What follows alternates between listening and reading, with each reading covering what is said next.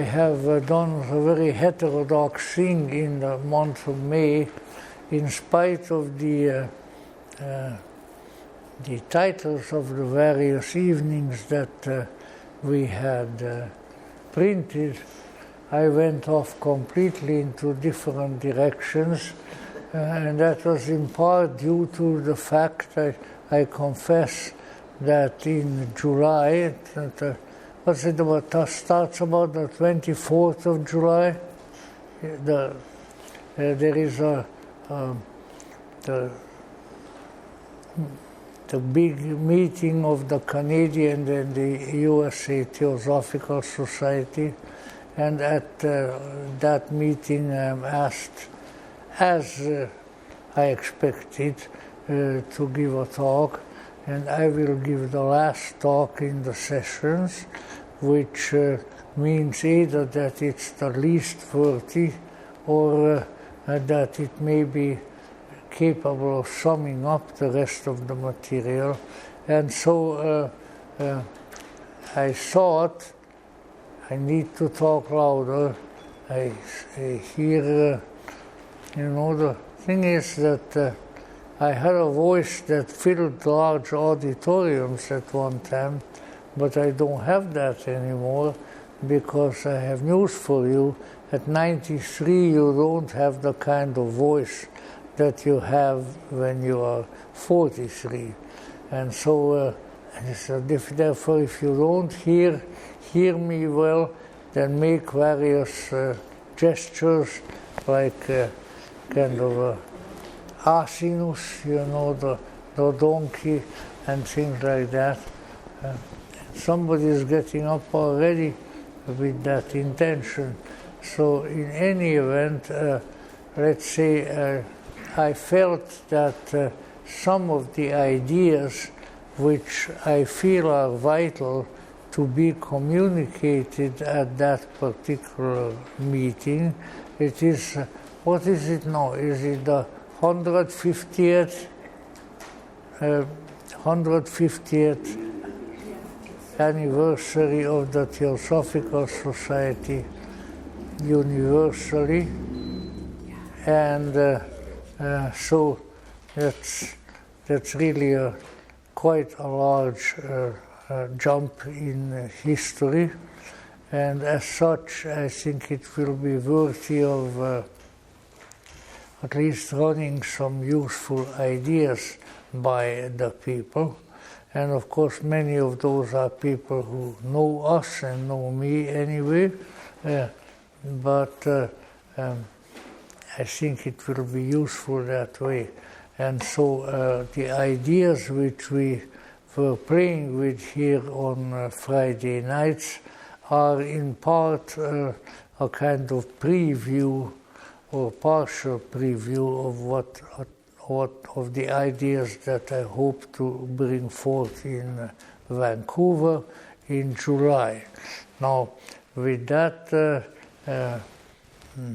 apology and that explanation, let us say that the central idea so far, of course, I still have a big Hungarian head, and in it there arise all kinds of ideas, daily, weekly, nightly, and as such, undoubtedly there may be more materials available for that talk in Vancouver by the time we get there. But to try to summarize what we have been referring to here, hello there, what we have been referring here to with the vocabulary, it was primarily to the effect that in the certainly vast theosophical literature which originated very largely around the year 1875, which was the 100th anniversary, and so forth, we came to the conclusion that with all the rich material and the extensive history that after 1875 the Theosophical movement experienced, there is something missing. I don't know if this is the proper expression to use, but it will be used anyway.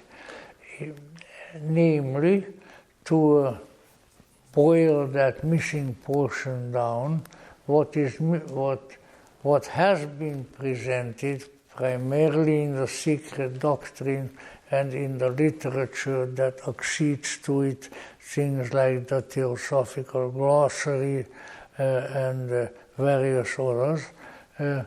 What is missing is the hopeful future development of the human psyche, of the human soul, once the cosmological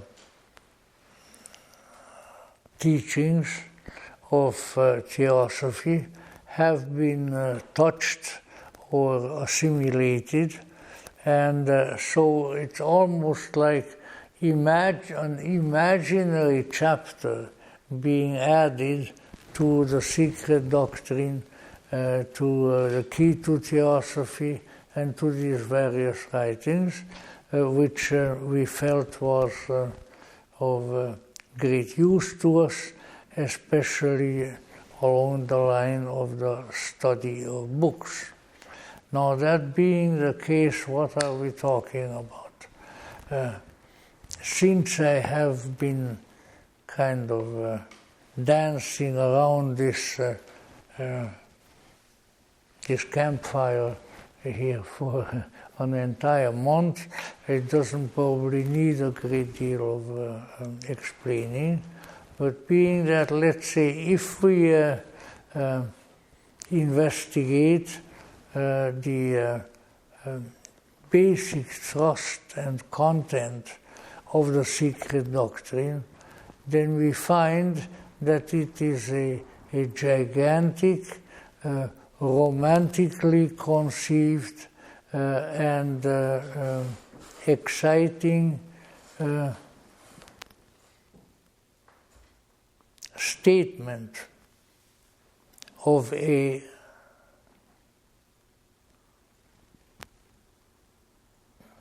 I'm trying to think what would be the best term, but of the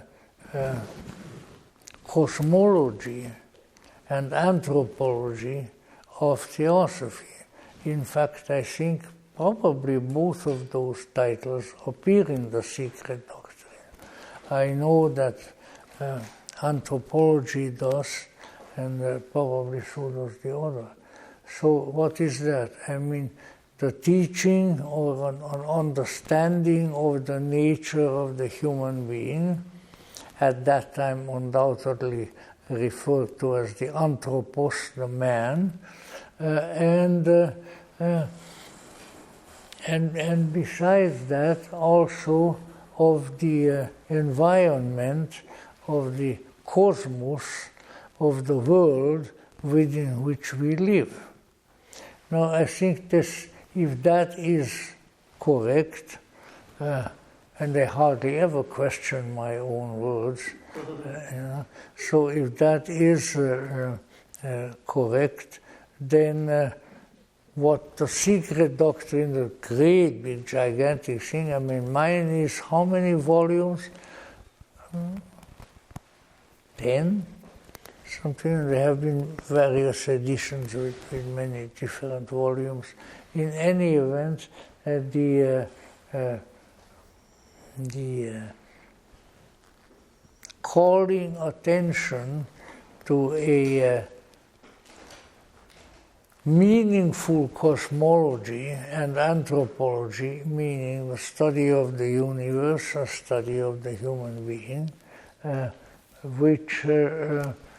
into which undoubtedly other promises and teaching may fit. In other words, it's a kind of a cage. In the cage we keep little animals, but this is of a different nature. But it is a container of something that is to serve yet as a foundation of something else. I think that describes it reasonably well. Now, let us say this circumstance, if indeed we take it as an existential circumstance, has not been known until or even intimated until comparatively recently. When I joined this lodge, in this very room where we had at that time well over 100 members of Besant Lodge Theosophical Society, and I was sort of the 101st, because I was the youngest. I was the one who had most lately blown in at the front door, and I must say that with all of that I enjoyed myself tremendously. Now, part of my enjoyment was arguing with people, because they can be very nice. You know, it really can be a good occupation. And so I did, but let's say, interestingly enough, and to the credit of our members,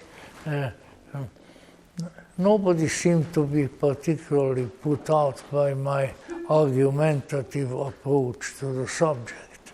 And behind all my argumentations, however, as I look back, if I'm able to look back that far, was the notion that this is all great and beautiful and entertaining, because secret doctrine is really quite entertaining. Just try to read it in the middle of the night. You know, I usually started reading it about midnight when I came back from various other meetings and so forth, and it gave me a great deal of enjoyment. But let us say, what it really means is that there is something there that you have to discover. When you study the secret doctrine and the associated ancillary literature that Blavatsky placed there, you come to understand that what is expected of you is what technically is called in Greek an exegesis, which means an interpretation, a putting out into open of something. And if you do that, then I think sooner or later you come to the conclusion that there is something missing. Why did not Blavatsky complete this? Well, the answer to that is very simple, because she died. And it's very difficult to write books when you're dying. Although she did it once, because the secret doctrine which she completed, I think she started it early after, the doggone thing is monumental, you know, chapter after chapter going on and on. But she completed it in Ostend in Belgium, which is a nice place to be, maybe even a nice place to die. I was quite happy in Ostend when I was there for a while. So when, although she expected at that time already to be gone from the earth the following day, so then when they all woke up in the household, and I mentioned it last time that the Swedish Countess Wachtmeister which family, incidentally, I have been informed by our Swedish friends, still exists in several places in Sweden. Of course, I spoke with one member of the family on the telephone radio, because he was the Swedish ambassador in the United States at that time. Anyway, the Countess Wachtmeister came out of her room in the morning. She expected H.P. Blavatsky to be dead. And instead of that, H.P. Blavatsky came out, I suppose, kind of with her weight and everything, waddling a little bit, came out her door, and she said, "Good morning, Countess, I'm glad to see you." And she said, "Am I to see you? Glad to see you," because they all expected her to be dead. And then they sat down and drank a little tea, and I think then Madame Blavatsky said to her that, the Master came during the night and healed me. Now, we spoke about the Master concept last Friday, so I am not going to argue on one of my favorite subjects there, except to say that at the present time, if somebody asked me, but hardly anybody asks me to my delight, the Master concept that developed in Theosophy and its various offshoots really, from my point of view, is the account of encounters with preternatural beings. And by preternatural is almost supernatural. Praeter means next to. So in any event, preternatural beings, and that Madame Blavatsky herself and even more her disciples were hard put, how should I put it? It's really bad. Hard put where to put her masters. And I would say some of us still are, but largely on the basis of the writings of Jung, in Memories, Dreams and Reflections, and in the Red Book and so forth, I have put my mind at rest about this, because it is much more understandable and reasonable and more easily integrated in my picture of reality to view these beings as preternatural than as physical or almost physical, as a lot of the literature does. And so the conclusion that I have come to, on the basis of related literature, that particularly when the spiritual development, I know that is also a much abused term, but let's say the inner, the high psychological development of the human being reaches a certain level, then the possibility arises that some preternatural, I use the same term again, help may become available. Once again, this is not assured, this is not something you can say, well, I have come this far and I want to see the Master Kuthumi, and then, I just thought of something, this is going to horrify you. And then from behind the curtains you hear a voice saying, Kuthumi? Who? Me? Not a very good joke. But in any event, then something comes forth. But that is, of course, a pure joke. But the fact of the matter is that there is enough evidence, and it has been brought to the fore by Blavatsky and her writings that there is a likelihood of largely spiritual beings, but sort of, you might say, somewhat spiritual and maybe in some aspects physical beings who are sort of on the borderland of the physical and the spiritual, and that some of these have as their task to assist those who are developing in spiritual matters. Soon I'll tell you what that may involve. So in any event, this is, again, it's not such a big deal, except in a materialistic, secularistic world of stupidity within which we live, that just like in other areas, if you read the lives of great literary figures, great composers, all kinds of great creative people, great poets like Goethe or so, here or there something comes out that in their task they had some help. And that help didn't seem to be of a purely physical nature. It wasn't the neighbor's daughter or anything of that sort, but it came from an other reality, and as such was very helpful.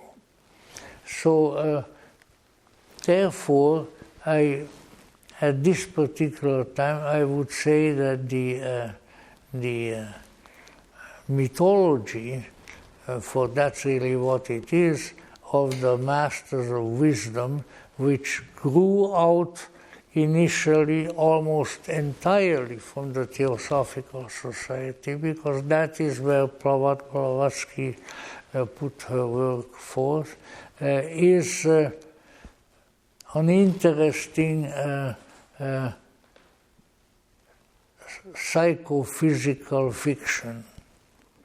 Now, what do I mean by psychophysical fiction? That's something that can translate itself, transmute itself into something physical and appear completely physical, but is not purely of that nature.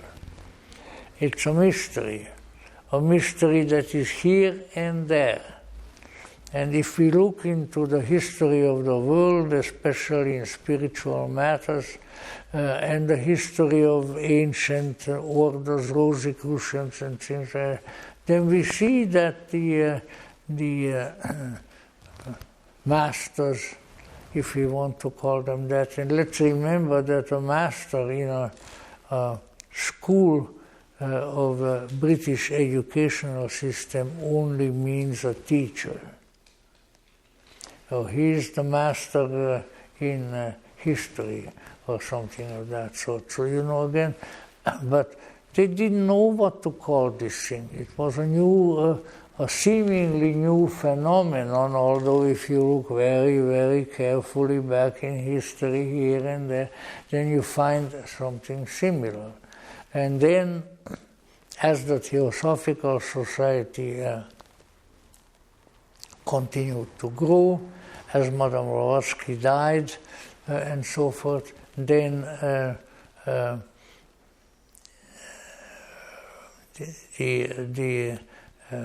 Dr. Annie Besant, whose picture hangs over there, I don't know why we put her in the corner. Maybe we'll have to move her to a more distinguished place. In any event, Dr. Annie Besant and her associates, and she was an extremely brilliant and astute and generous woman. Don't ever intimate that I have put her down, because that's nobody to put down. but let us say she felt that there was a way, and in this I think she was very correct, but it couldn't be done really well at that time, that there was a need to call attention to a previously hidden, an esoteric side of the theosophical teachings. There was something behind the curtain. And then she said, well, how can she deal with this now? You know, we are dealing with a movement at that time that was 10,000 of people. A really big bunch of people. So how are you going to explain them what this is? And so then what really developed eventually, and there's various people participated in it, probably the main carrier of the message was C.W. Leadbeater, who was, and I knew oodles of people. What an oodle is, I don't quite know, but it sounds like a good mathematical statement. There were oodles of people who recognized her as a tremendously brilliant and cogent woman who, moreover, had powers of insight of an outstanding nature. And so they told her now, Dr. Besant, what we need is a forum within or associated with the Theosophical Society, which would give us some information about the part of theosophy that is not in HPB's books, or so Dr. Besant wrote a large number of books, of course, herself. And so then, let's say she and C.W. Leadbeater and a number of others, you might say,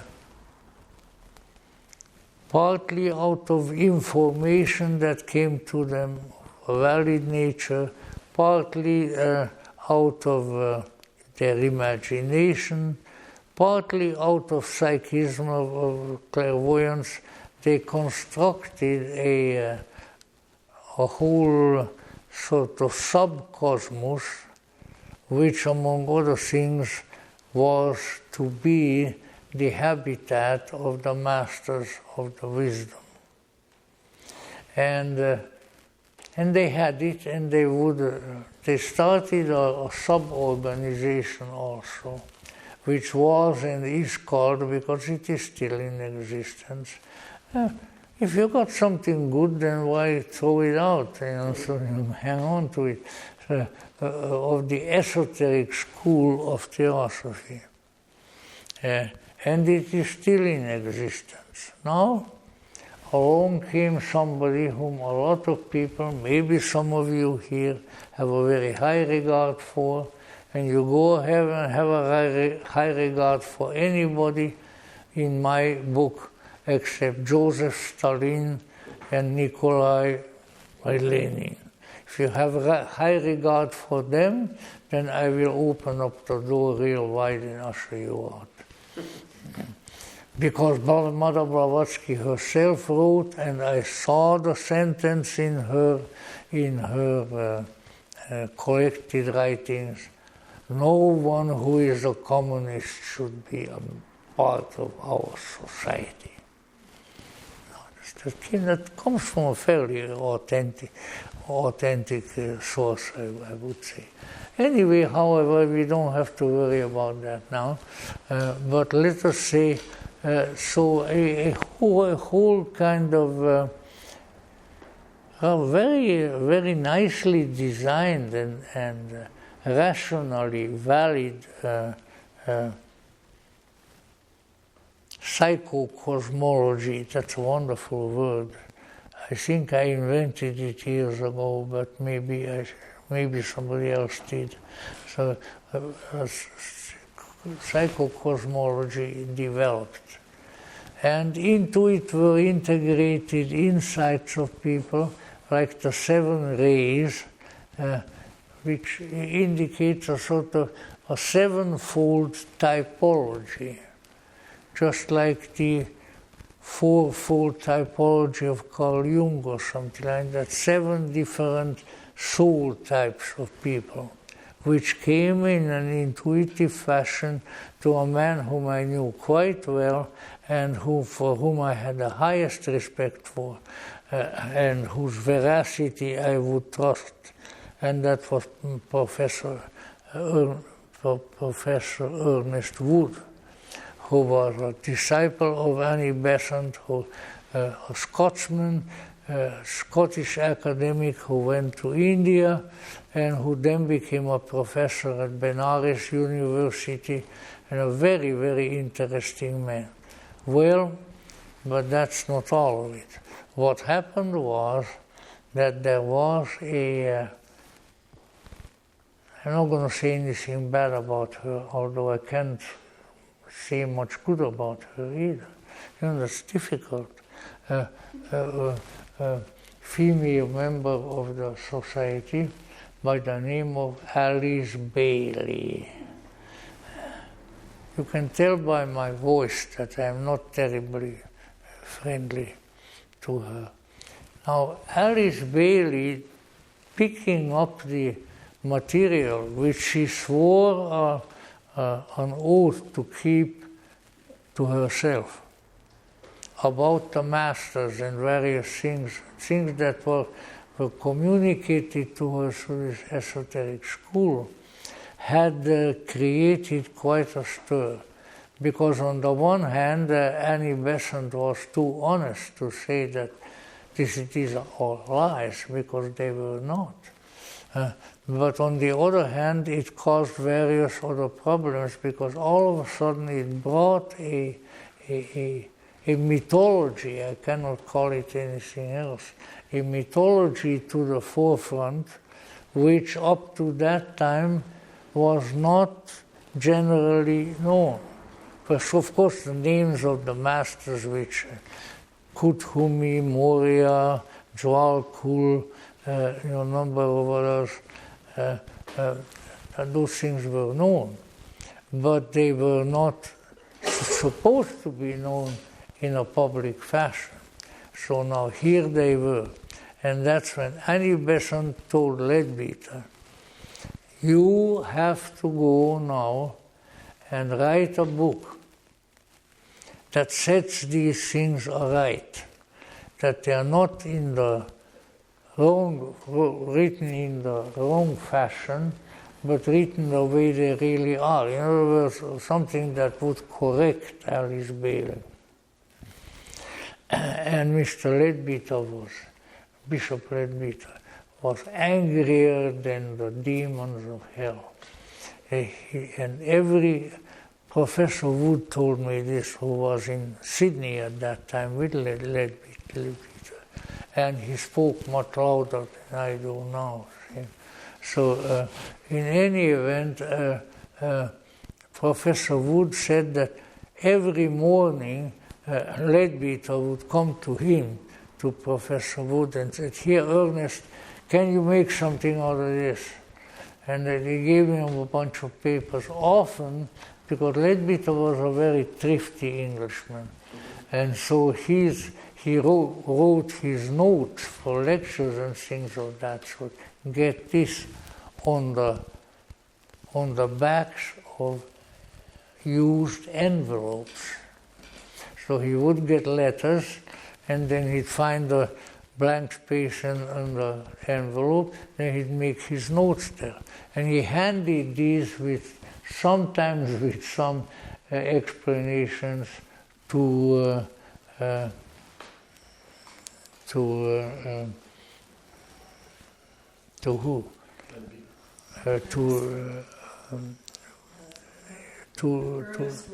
To Leadbeater, and Leadbeater handed them to Ernest Wood. And so Ernest Wood sat down and worked on them every day. But he also said that these were all come out of the notes that he had made out of what Annie Besant sent him. And people said, well, Leadbeater is the great seer, and he was in many ways. But these things were not based on C.W. Charles Webster Leadbeater's seership, but they were based on material that was handed to him by Annie Besant. So it's quite complicated. And you know what came of this material? A book called The Masters and the Path. A book can still be found if you are quite diligent in searching for it. It was, I think that Ernest Wood actually said, well, on the basis of the notes that were handed to me, but I wrote that book, although it was ascribed to C.W. Leadbeater. This doesn't mean that Leadbeater was a liar, but Leadbeater was so taken aback and unhappy over this whole material. He felt that material that really should have been kept secret was intended to be secret, and now, behold, we have to write a book about it. And this he really didn't like, because whatever one may say about the old bearded gentleman, we have several pictures of him, which, however, I cannot point to. He was an honest man, and he did not like that sort of thing. But he was old. He was like a soldier. Annie Besant told himself something, he would say, yes, she was the president. He never referred to Annie Besant in other ways, but our great president.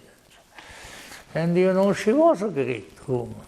I think if you search the earth for people in whom sterling character, devotion and dedication and knowledge were so perfectly present and blended as Annie Wood Besant, that was her earlier name, then in her, then you really found something, because she was an absolutely unusual person and a great genius. I always regretted that she decided to move to the astral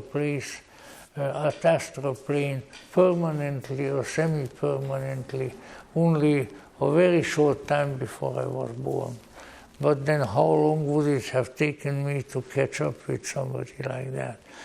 And by the way, she was, after much wrangling, she was a fully qualified medical doctor, as well as a doctor of literature, I think, or other things. So a very, very smart person. So in any event, but she was also very practical. She said, well, now our secrets of the esoteric school are out in the open. What are we going to do? How can we make them secret again?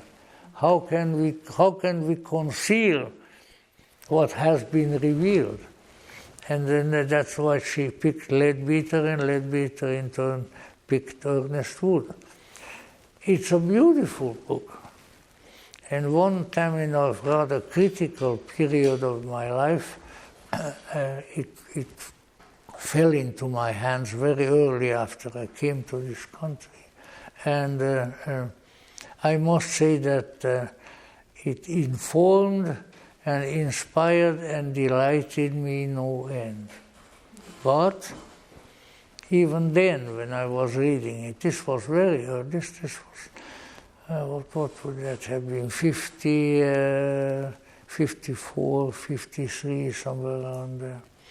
But even then I knew, well, you know, it's a great story, and it's theosophical science fiction. But as to, you know, I wouldn't take it as my system of belief, and I never did. But at the same time, I always had the feeling that behind all of these beautiful phrases and, you know, great descriptions that were and that are in that book, there was a lot that was true just like that, but not everything. So it's something to be read with caution. And I operated on that pretty much ever after. Now, on the one hand, and I don't want to beat a dead horse here too much longer, but on the one hand, every spiritual movement, every church, every religion has a hagiology, which means a teaching about the saints, superhuman beings. And that is to a very large extent what the Masters in the Path consists of. So maybe that is enough about that here. So, you know, there are teachings, informations in this world which are both true and false. I have encountered them very often. Then if you really want to get to the bottom of them, then you have to work at it so that you are able to sift the wheat from the chaff, and that you know, you extricate that which is true in a transcendental sense, and that there is that which is not. And I would say the Masters in the Path is, in spite of its beautiful style, which is that of Ernest Wood and other people, is a very valuable book. But at the same time, don't make a Bible out of it. Don't make a hagiography out of it, which means writing about the saints. But sort of try to discern within it certain elements that are bound to be true and that ring true. And if they do, then you are doing the right thing. And I certainly would not accuse, especially someone like Ernest Wood, who was a truthful Scotsman, if there ever was one, you know, no matter what you talk to him about it. But at the same time, I never liked the new mythology that was developed about the Masters. But if it is re-evaluated and redone, and that's what I have done in certain cases. I wrote a long essay about a couple of years ago, because Richard Smalley just asked me to send him that essay. Now I have to find it, and then I have to send it. And it's really too much work for an old guy. It just shouldn't have to be done. But in any event, so let's say it is an unusual situation. But as I say, that's why sometimes one has to keep in mind that there are things in this world which are both true and false. And you have to be the wise man discerning the two from each other. You have to be the knower who discerns the true from the false. And if you don't know how to do that, well, then you're not doing all that well. You know? So that's enough about that. But let us say this mythology, the mythology of, this is also Alice Bailey's terms, the hierarchy. And I was thought, what hierarchy is she writing about? Is she writing about the Roman Catholic cardinals in Rome? No, she's writing about the masters of wisdom, you know. So, very a mythology has been created about an occult hierarchy which will not stand the test of time or the test of mature discernment. And if necessary, I'll say that to 400 people in Vancouver, and then they'll throw me out. So that should be a new experience. In any event, that's enough about that. But now, how are we doing?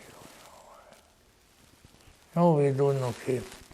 Now, more important than this, because that is the detail, whether there are any quasi-spiritual, quasi-human figures moving around, I don't know, maybe even in this room, and whether they can be of assistance to us because that is their character. This is an important issue. And if it is done with discretion and without dogmatizing about it and without bragging about it, then it can be helpful. That's as far as I got there. Now, but this is when all is said and done, I think every leading member of the esoteric school of theosophy would agree with me on that is a detail. If every word in the Masters and the Path is true, it's still only a detail. What is important is a much, much larger picture. And it's in that large picture where I think we may discover the truly hidden, the truly esoteric, the truly mysterious content of the theosophical message. And what is that? Well, I think I spoke about it back and forth in various ways here now for some time, but it is the fact that, as Gerald Heard, who was not a theosophist but a very wise Englishman, if anybody is interested in Gerald Heard's writings, I think I still have all of his books. A very, very interesting man. Was a close friend of Aldous Huxley. The two of them came over here from England because they were both very rabid pacifists at the time, right after, between the two wars.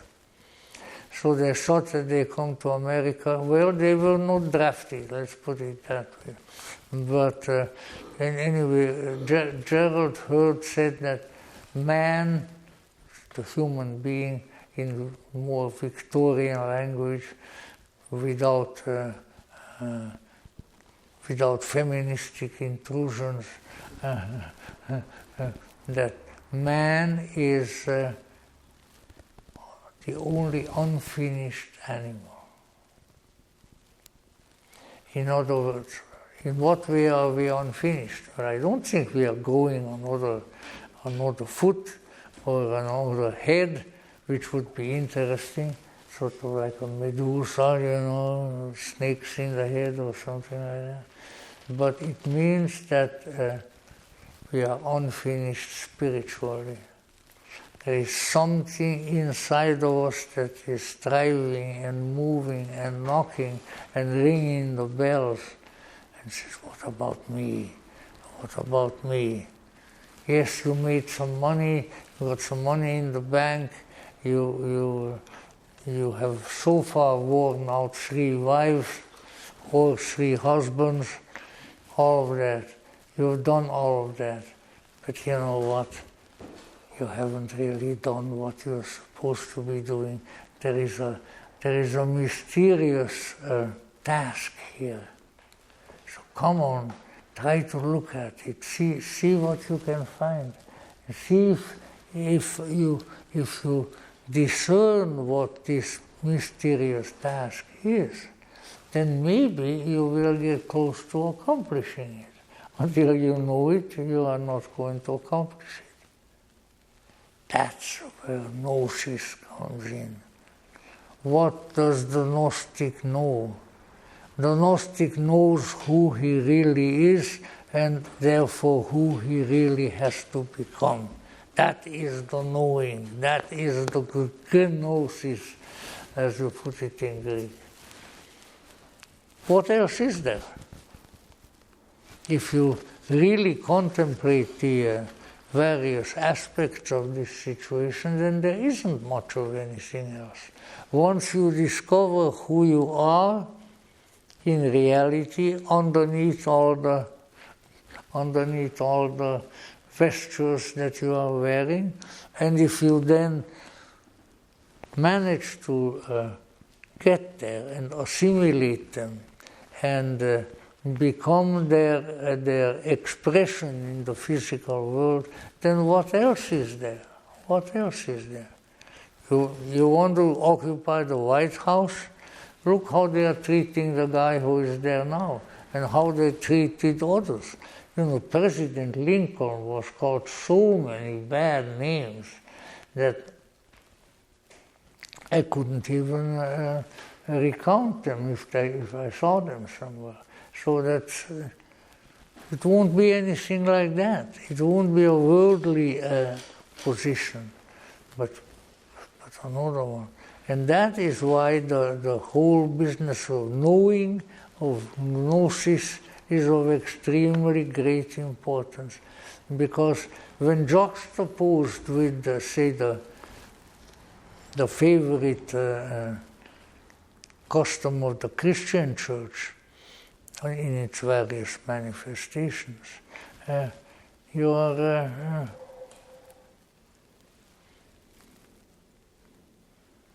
are asked to believe without knowing.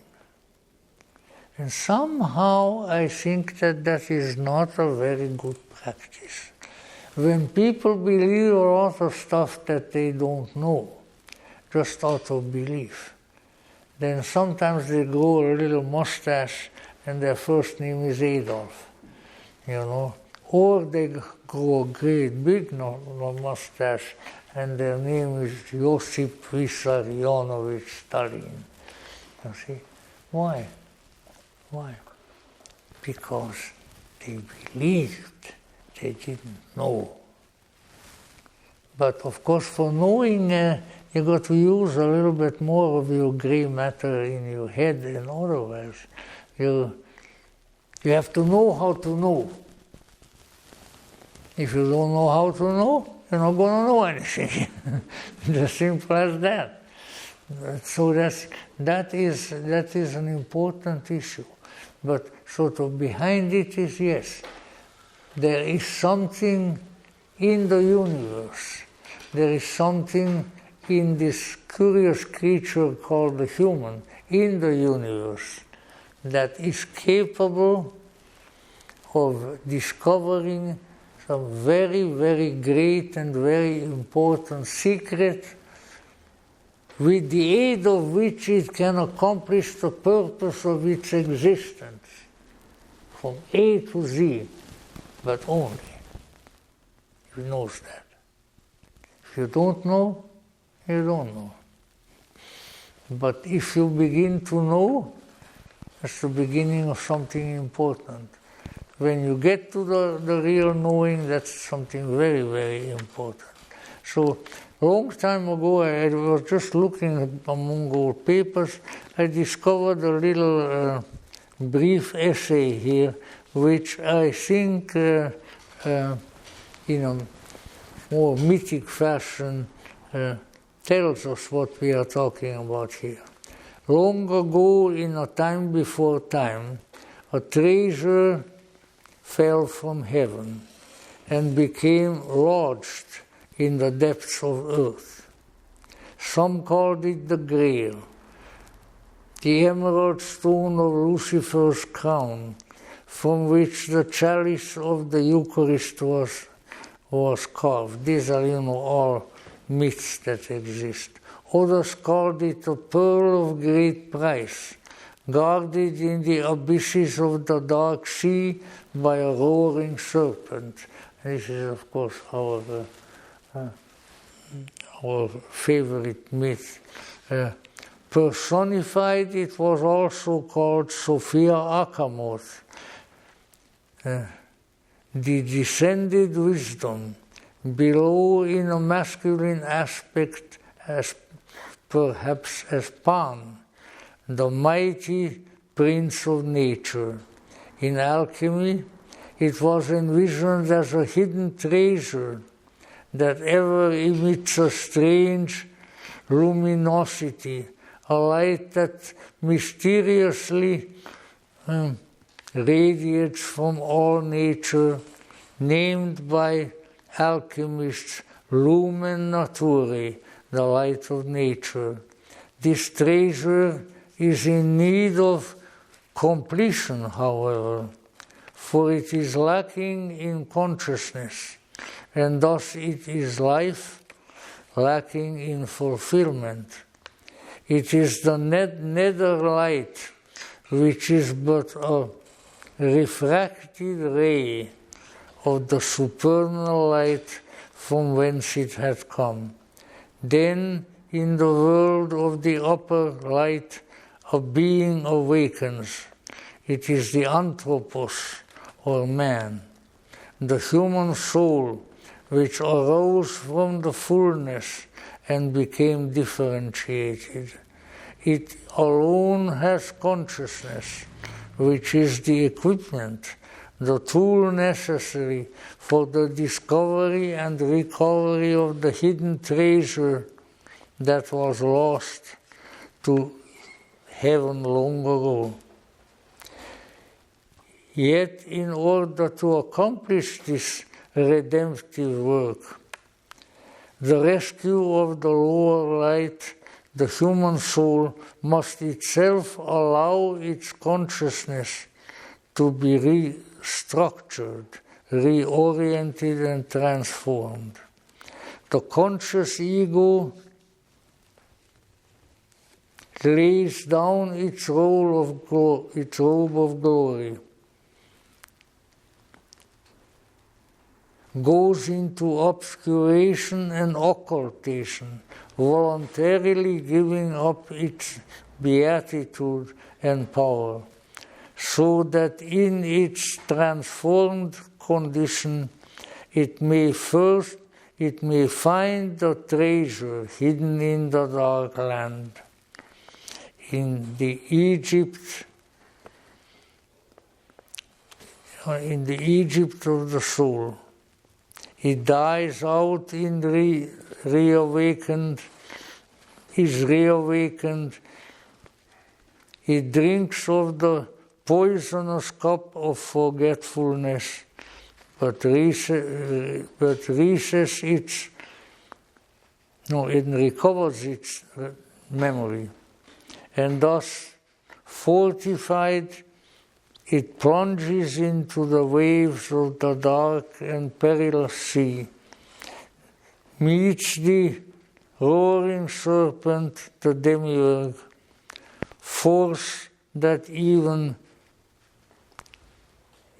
strives to represent the opposite. And that's where I lost the second page. In any event, this is all it needs is a mythological ending. But if we put it into a more of a secret doctrine language, what it means is that when the human soul and spirit comes into incarnation, into this earth, it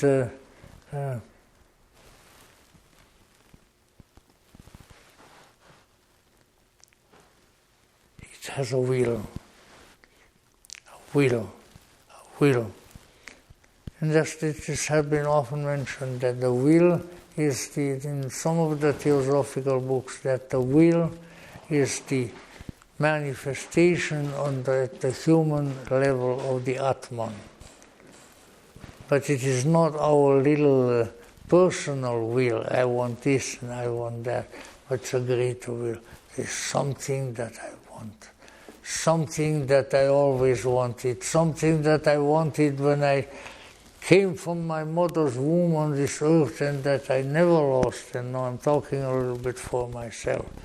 And that will is the will of a supernatural being. That is the will of the spark that has been hidden inside of us and which to bring forth and manifest is perhaps our most noble calling and our greatest task. Now, this is the secret, because you don't find this in the secret doctrine. The secret doctrine is a secret doctrine, but it's not this secret doctrine, right? But it's implied. It's implied that when the eternal parent had come forth from the eternal original flame, she brought with it. The eternal flame has come with it, and it has manifested in the small sparks which all came from the flame and which contain the essence of the flame, and H.P. Blavatsky called them the essence.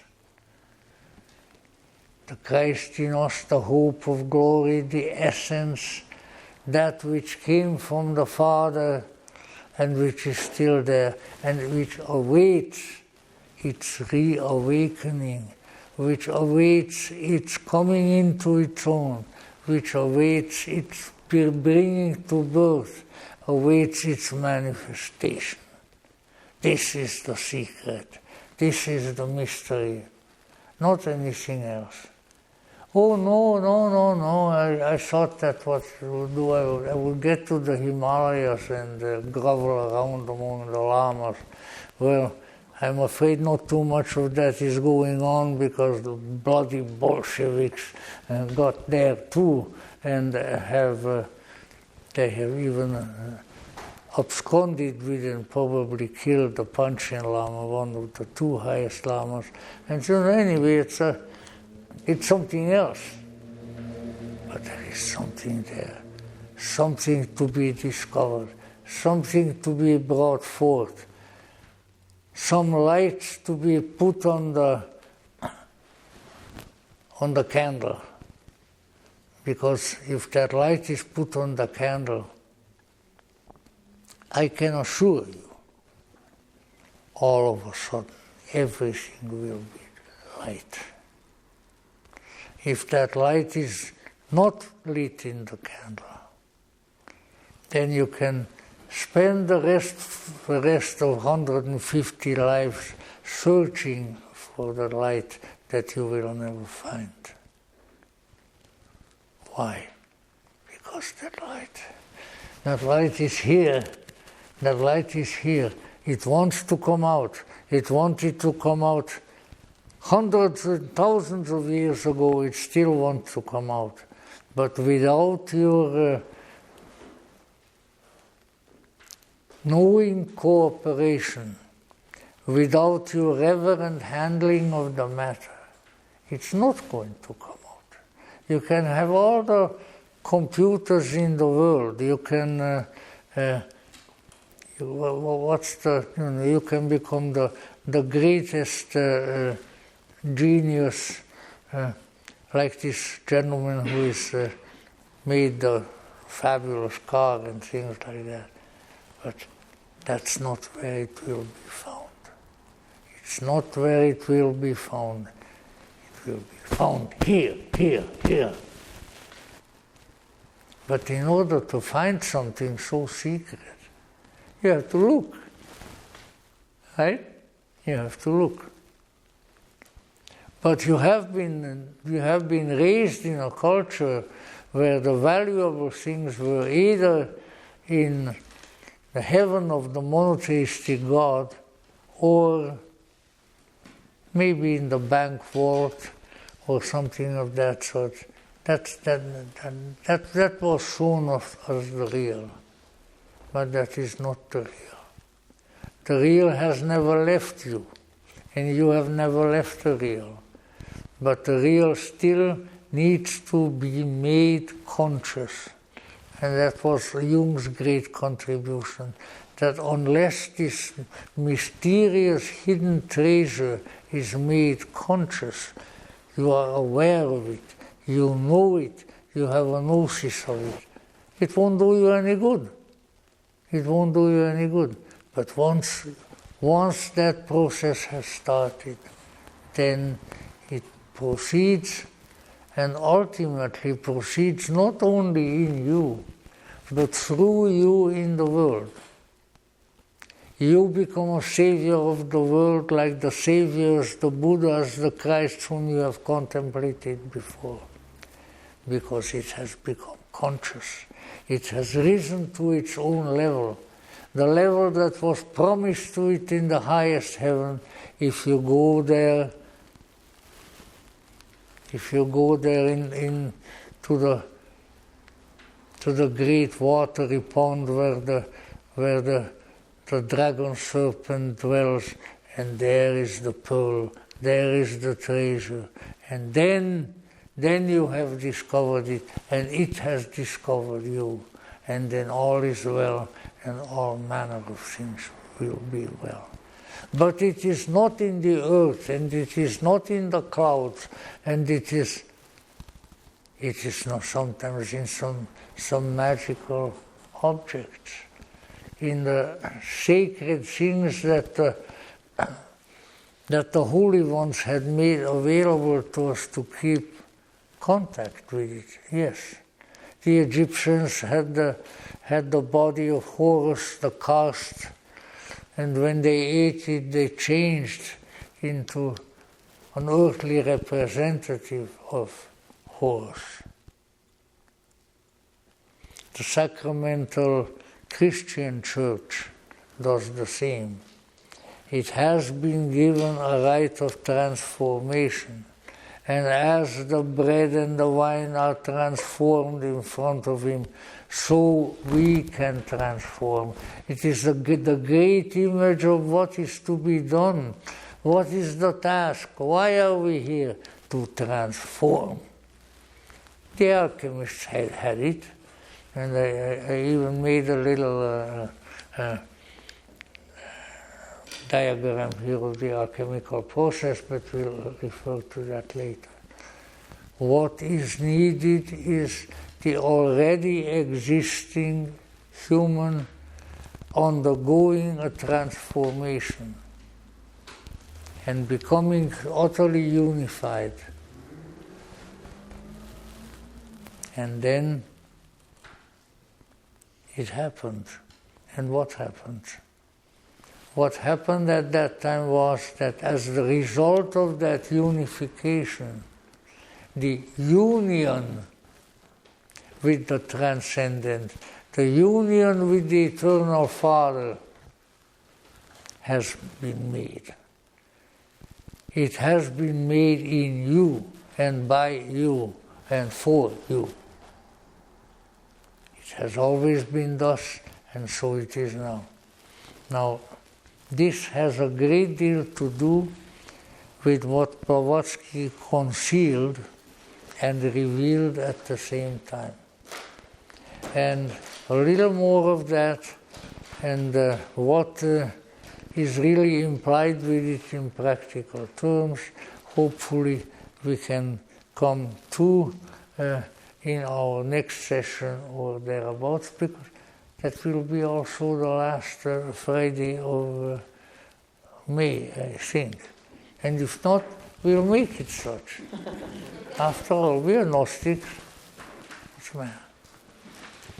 Anyway, I think it's getting a little bit warm in here, but let's keep these in mind. So that's why, just to put it again very... Goodness. Is that a coyote, or is it someone who is being eaten by a coyote? Well, this didn't come from me. I can tell you that much. So, in any event, something is trying to happen. And Blavatsky said, in order for people to be able to accomplish that which is trying to happen, they have to know something about it. So first she gave the volumes and volumes of the secret doctrine. This is how the happening, this is for the incumbent gnosis, this is how it came to earth. And that's in the secret doctrine. But then, once you have acquired the knowledge, the gnosis about these things, then you have to accomplish it. It's not in the middle of the earth, it's not in the middle of the ocean, it's not in your computer, it's not in the latest spaceship, it is in you. And once you discover it, you will know how to deal with it, how to bring it forth, and then you will be, strange as it sounds, one of those who are enlightened. Enlightened. Because that is the light, that is the spark. Tiny and hidden as it is, it can grow into a monumental spiritual conflagration if you assist it to become that. And you can. You know why you can? Because that's what you are here for. You're not here for anything else. You're not here for making money. You are not here to get married 15 times. You are maybe not even here to have a movie shot about you, or what, but you are here for that. And not to forget that, but to bring it forward and keep it in consciousness as much as possible, because we can't keep everything in consciousness all the time. But we can when it is necessary. We can when the occasion arises. And maybe our little being here together this evening has facilitated us to be able to do some of that and to get going with that particular task. Because we have been here long enough without accomplishing the work. But now perhaps we are getting the information, we are getting the insight, we are getting the grace whereby to accomplish it, and so mote it be.